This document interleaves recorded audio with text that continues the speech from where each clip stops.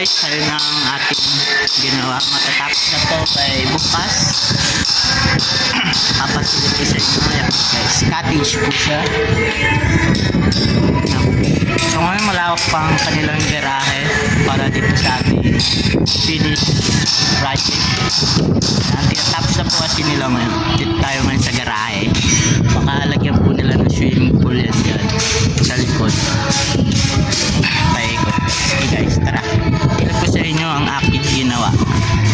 Cottage. So ngayon guys, i-type nyo lang po roofing vlogs. Search nyo na lang po sa YouTube channel natin. Yan po guys, katatapos lang at tapos yun. Yan po yung pinakamalaking project nila dito sa Bikutan Better Living. Yan. So ayun, may nangunguya ako po. Ayun po nangunguna na po si Joseph.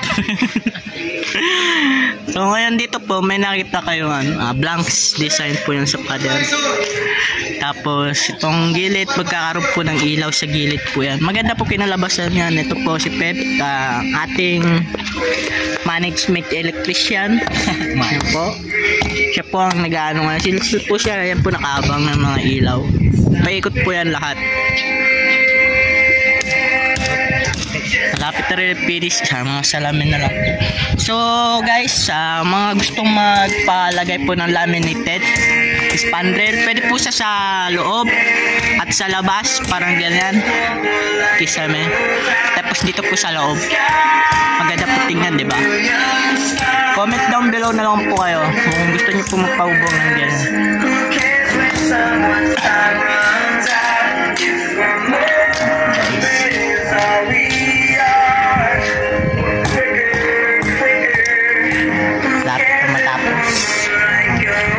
Ilalagyan na nila ng ilaw doon sa gilid yung background niya para maganda ng tingnan. Malapit ang matapos.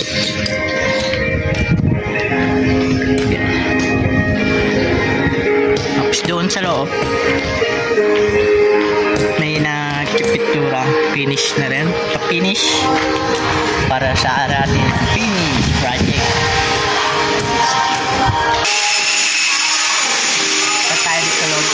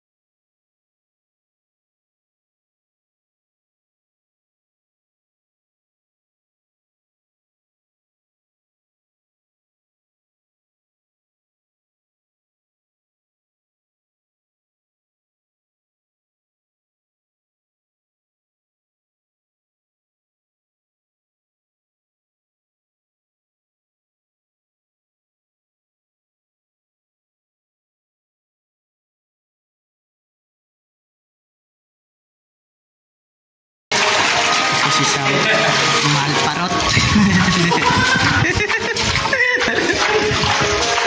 Mag-water test ko sila guys.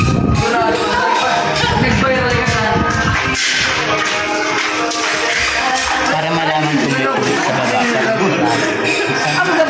Kabel ka sa Bicol.